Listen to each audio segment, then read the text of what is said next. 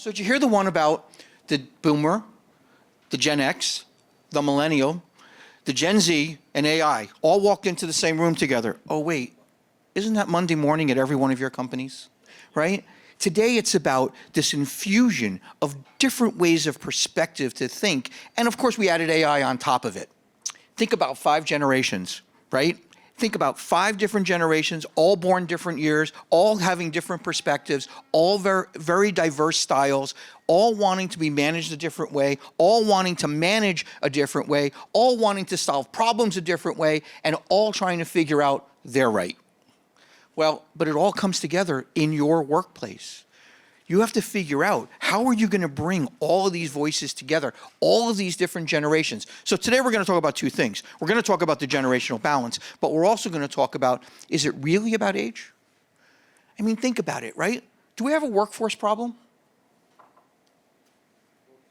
Or do we have a voice problem? And there's really what you have to think about. And today, is it really about managing generations? Think about your own company. Do you manage by figuring out, oh, the boomers like this, right? They don't like chat, they love mail. The Gen Z's like this, they're not gonna work after 8 o'clock at night. I call them, their phone is off, right? I gotta TikTok them or something like that, right? It's the only way to get to them. But is it about managing future generations, or is it really about aligning everyone's perspective? And when I ask this, most companies tell me we're struggling to manage generations. Because you know why? We can only manage what we think we know. And there's a lot of data about generations, Gar. They're telling us this. They're telling us that, right? I want, let's go to the next slide. I got a couple questions to ask. Oh, by the way, I'm very interactive, so if you think you're gonna sit here and just, no, it's not gonna happen. Okay, I put this up here because you'd be surprised how many people don't know what generation they're in, right? But let's break the room up. Okay, silent or boomers?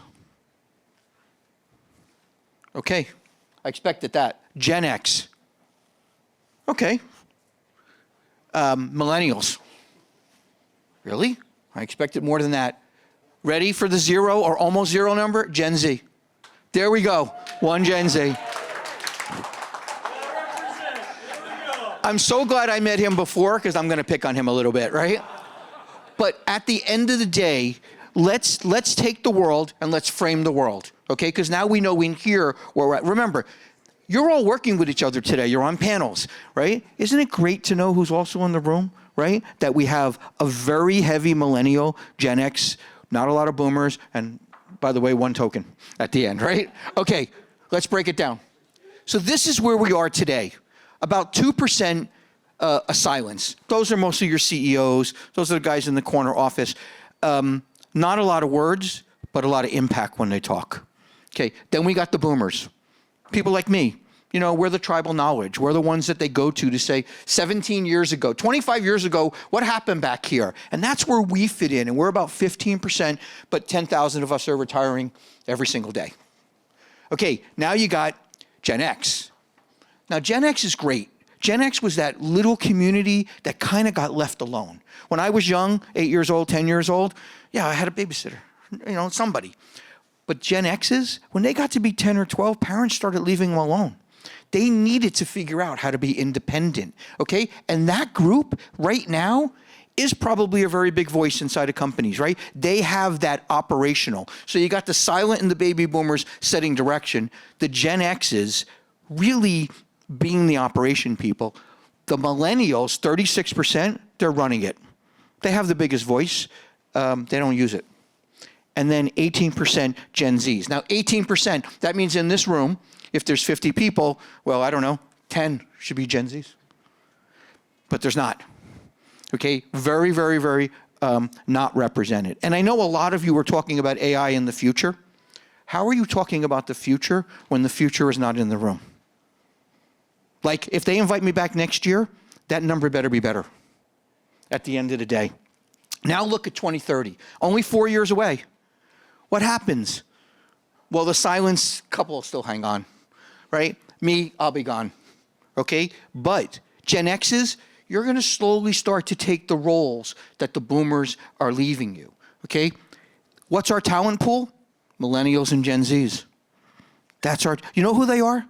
When you go to your company, I want you to look at the millennials and Gen Zs. You know why? They're your takeout.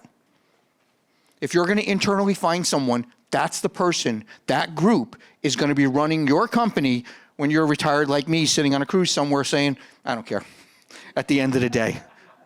Okay, but here's what I did. So we talked about 5 generations. Easy. We understood them. We have them defined. If you go back here, if you want to take a picture of the slide, that's great, right? We decided how they want to work, how they want to mentor, how they want to learn. Okay, and we know the breakdown. But there's a 6th. There's a person like me. You see, I consider myself a multi-generational personality. Here's what I did. I looked at this slide and I said, I love microlearning.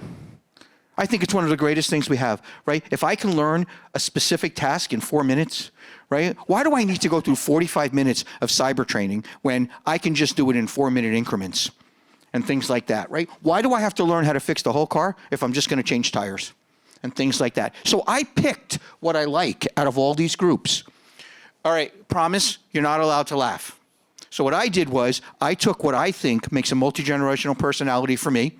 I went to one of our favorite AI tools, I'm not gonna tell you which one. I inserted my picture, all this data, and it said, this is you. Ready? This is me. I wanted to be confident, tech savvy, professional. I never want to lose traditional wisdom. I want modern trends, right? But it said, Gar, you need to look like this, right? You need to have wireless headsets, wired headsets, too many different watches, beads. How about you wear a leather jacket, right? But this is one of the things that companies are dealing with. Where do you put him in your model? And there are many people. I'm going to ask here, how many people here think they fit squarely in one of the 5 or they're multi-generational? Because I think a lot of us are. You know why? We're being pushed that way. Right? We're learning how to work differently. I have a quick story. When I first started working at Zoom, my first day, I called someone. You know, they declined the call. So I sat back and I went, CIO, work on the E-staff, work for the CEO, and it said, call declined. A box popped up, and it said, hi, welcome to Zoom. I'm sure whatever you need, we can handle over chat. What do you do? What do you do? You put your chat answer in, and you suddenly learn, I can get 90% of what I want by using a tool. I didn't use at JP Morgan before I got here. I ran JP Morgan for 15 years. That part of it, I don't think I ever used chat, right? It was an email place. It was a call place. It was a face-to-face place. And now suddenly, I'm probably one of the oldest people that work in one of the best SaaS companies out there. And suddenly, I'm dealing with millennials and Gen Zs who are like, who are you? We work this way. So I changed. Okay. But it's not really about generations. It's about voices. And we all carry a different voice. Now, do these voices relate to some of the generations? Yes. But it talks about those patterns in between. That's what we need to matter. If I ask now, okay, so read these for a second. Everybody read? Okay. Who feels that at work, your voice is the voice of experience? Okay. Who feels at work you're the voice of innovation? Who feels at work, you can't choose more than one, okay? Who feels at work your primary voice is the digital voice? You can't have multiple personalities, right? But for now, who thinks that you're about humanity? Who thinks you're about purpose? Right? Most of the purpose people are probably Gen Xers because that is one of their big things is why am I doing this? And what is the end result? But every high-performing organization has 5 voices, not 5 generations. But they treat it like 5 generations because we understand 5 generations. We don't understand this thing called voices. Okay, let's talk about the uncomfortable truth. Might as well put it right on the table. Most orgs, they're trying to manage the voices. They're bringing in the people who have a certain voice for certain things, and they're not bringing in the people who have an alternate voice for certain things. They're trying to manage it. They're trying to figure out if we want to move forward, I don't want to bring a lot of people in the room that are going to say no. I want to bring a lot of people in the room that are going to have my voice, that are going to think like me. And we see this in a lot of companies. We interview a lot of people, and we're going to talk about inclusion, but this is really where the word inclusion feels. How do you like it if your voice isn't heard? And so companies today are trying to manage voices. Really? Very few are listening. You know what I learned a couple of years ago doing this presentation? You know that listening and hearing are two different words? Not just two different spellings, right? Companies listen, but they don't hear. They do surveys, but they don't read. And so what happens is they're doing this to make people feel like they're included. But until your voice is at the table, do you think the survey substitutes for hearing your voice? And this is what a lot of people are doing out there. Okay, it's not going to be built by age groups, right? We are not going to see these companies grow up and say, we became a millennial company, or we're mostly this way, or we're going to work the way the Gen Xers work, or God forbid we work the way the boomers work, right? Who needs more workaholics at work, right? At the end of the day, it really is, it's going to be built by the leaders. By the way, leaders, right? It's going to be built by the leaders who know how to unlock differences. The ones that are inviting the differences to the table, the ones that are sitting there figuring out there is a positive to differences, not just a negative, right? I know most of us don't want to hear a voice that doesn't agree with us, but how many times is that going to work? How many times are you going to be able to shut people out? Eventually people will quit, good people will quit, they'll go work other places. Okay, today's workplace. This is what this workplace is today, silent disengagement. There's two ways I look at silent disengagement. What's the buzzword for it? Come on. Quiet quitting. Yeah. What's the senior buzzword for it? What do you call that? Something syndrome? You have that imposter syndrome. Imposter syndrome is the same as quiet quitting, except quiet quitting is an employee term and imposter syndrome is a senior term, right? Every time you're sitting there at your next meeting, look around the room. Who do you think is disconnected? And who do you think feels that they're an imposter just doing the job? And you'll know right away because you know why? They're not engaged. Okay. AI anxiety. Come on, you're going to talk about this today, right? Am I going to lose my job? Right? Is my job going to go? Am I going to work for a bot at the end of the day? We said that about 10% of all humans by 2030 will actually work for a bot. And you know what the worst part about those humans working for a bot? They'd rather work for a bot. Right? Process my sick time, process my expense report, process this. I don't need a human for that because a human, well, we're going to talk about how a human acts later, so let's just hold that one for now. Okay, inclusion. This is what the workplace is facing. When we interview people, these are the things that they're going, these are the things that are on my mind. Okay, now we need to improve because look what we have to deal with every day. Right? Do we have to deal with AI acceleration? Absolutely. Have we figured out hybrid work? Never. Okay? Talent redefinition. Are we ready to redefine the talent pools that are in our companies? Of course not, right? We don't even know what this should look like. Multiple generations working together. 5 very diverse voices. In case you haven't heard, the United States economy is not actually too stable right now. And so this is what your employees are thinking about every day. I got to ask you, is this what you're thinking about every day? Or are you thinking about the bottom line? Or you're thinking about how to bring more profit into the company, which is what you should be thinking about. But if you don't think about these, how are you serving your employees? And this is really a kick in the ass for leaders, this presentation. So please, you'll see, if you haven't got that part, you're probably saying, yeah, that's what it is. Okay, here's what we want. Control to trust. Honestly, I want everybody to be honest now. How many people trust their staff? Okay, so but the problem is, but you put control out there. And you know what happens with control? You give me guardrails to work in, I stop innovating. Okay, so if you want innovation, you can't have control. You have to have trust. And trust is so hard. I had to learn this along the way. I have to write an apology to a lot of people that worked for me in a lot of years because I had control. And honestly, if I'm honest with myself, I didn't trust them. I didn't trust I didn't trust that they weren't going to get me in trouble. Let's be honest. Okay, knowing to learning. You know, in my career, I thought I had to know the SA's job, the DBA's job, this person's job, that person's job, and I had to know everything. You know what I found out? I don't have to be the smartest person in the room, right? But I have to be the person that continuously learns.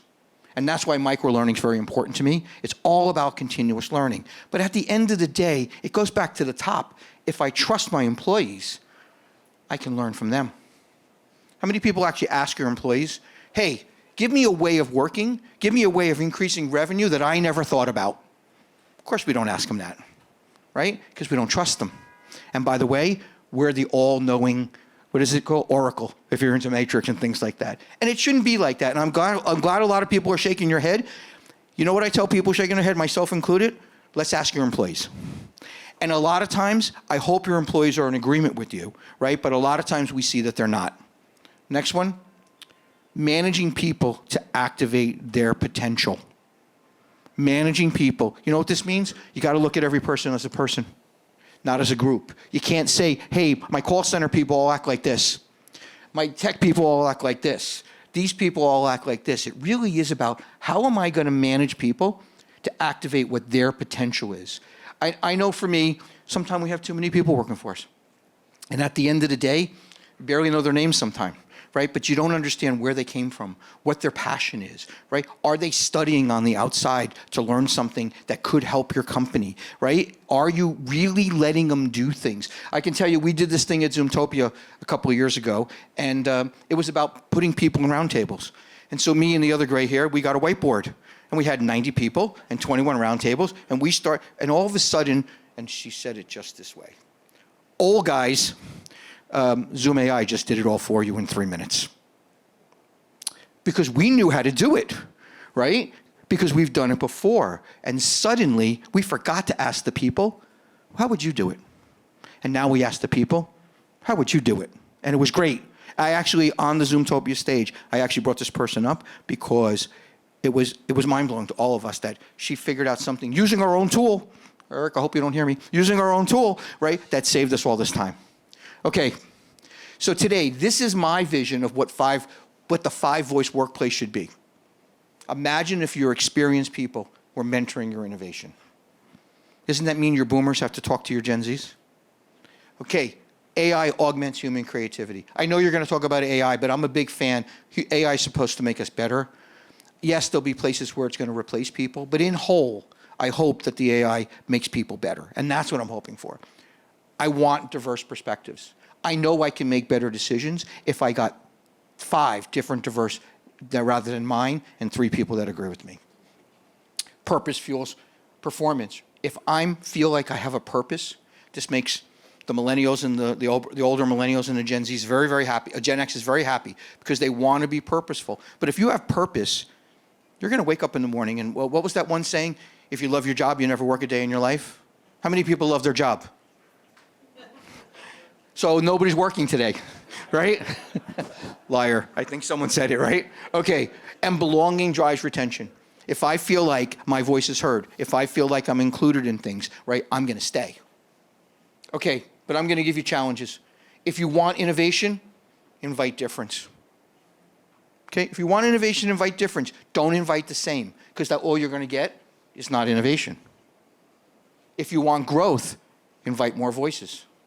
If you want the company to grow, if you want your teams to grow, if you want your people to grow, you want to hear the different voices. You actually have to manage to make sure you get the different voices into the meeting. Because remember, for so long we didn't include them, they're not showing up. And if you want the future, explore possibilities. Now, a lot of people say, well, I always explore. I want you to explore possibilities you never would have done before today. Okay, don't be a boss or a leader. Sorry, those words are out. What's the new word? What is it? Nope. What's the new word? Come on. Be a coach. Think about it. How many people coach Little League or something like that? Yeah, do you give them annual reviews? So what you do at the end of the season, you say, but remember in game 3? Yeah, you didn't do so good, right? And then game 8, or as soon as they don't hit the ball, do you say, hey, chalk up on the bat, run a little. Why do you coach them, but you don't coach your employees? I have a great story here. I did this for Sim, and one side of the room said, look, Gar, Boomer, we give them annual reviews, blah, blah, blah, blah, blah. Gen Z, other side of the room, arguing with them. I said, you know what, this is great. Let's take it for a drink after that. The Boomer said to me, yeah, that's great. He's my son. And they're arguing in the room about how they want to be managed, right? Think about that. Be willing to be mentored. Okay, how many people are mentoring someone? Okay, how many people are being mentored? How many people are being reverse mentored? Really? Really? You don't think you can learn from someone half your age? I did this speech at World Government Summit in Dubai. And a young lady came to me after it and she said, you know, I loved your speech, you're 90% correct. I go, I love to be 100% correct. She goes, me too. So I want to become your reverse mentor. That's 3 years ago. It is the best hour of my month. She doesn't live in this country, so we only talk over Zoom, believe it or not. Do we argue? Yep. Do we hang up almost every call? Yep. I mean, not hang up, frustrated hang up, right? I have learned more in that 1 hour every month talking to a mentor who's half my age than I'll ever learn at work. And if you haven't done this, go on the limb. Remember, explore new possibilities, right? Couple of ground rules: can't be a child, can't be someone in your family, can't be someone who works, has to be someone who can tell you off, right? Has to be someone who's got a good worldview. Things like that doesn't have to normally be in your business, just has to be someone who's ready to open up to you and say, guess what? You did that wrong. You know what the first thing she told me was? I watched this silly presentation of you on LinkedIn. Are you ever going to stop using the word guys? I said, I'm trying. She has me saying you all. I don't know. At the end, I'm probably going to say, I hope to see you guys later. And you'll remind me I should say what? Y'all. Okay. The future belongs to organizations that are really brave enough, right, to make everyone evolve together. Don't leave anybody behind. How do we make it so everybody evolves together? How do we make it so that look, I came from banking. I knew the people that hadn't shared my voice. We evolved. I know where they are today. I know the people that didn't share my voice, they still haven't evolved because they're stuck in a system because we left them labeled a certain way. So really today, it's about how do we design an environment where everyone evolves together. And you got to really, when you leave here, I want you to take a self-check. You know, I listened to this guy. I don't have the answers, and I don't have advice. You know what I have? I have the questions. I have the questions you should ask yourself when you leave here about how am I going to make a difference? And that's where this goes. Don't go back. You know, when I was young, I hated my boss. I use the word boss, coming to a venture like this. You know why? They come back on Monday morning, they have a meeting, they go, here's what I learned, we're gonna change the world, right? We're gonna paint the colors different, we're gonna lower the ceilings, we're gonna end up getting Kool-Aid rather than coffee, and that lasts about 3 weeks and we go back to normal. Here's my challenge, I want your employees to hate me on Monday morning. I want you to go back and say, guess what I learned? How we're gonna move forward, right? I wanna do exactly what I hated, but I want them to be uncomfortable. I want you to be uncomfortable, because here's what I know. If you're not uncomfortable, how are you going to create extraordinary? My name is Gary. Thank you so much.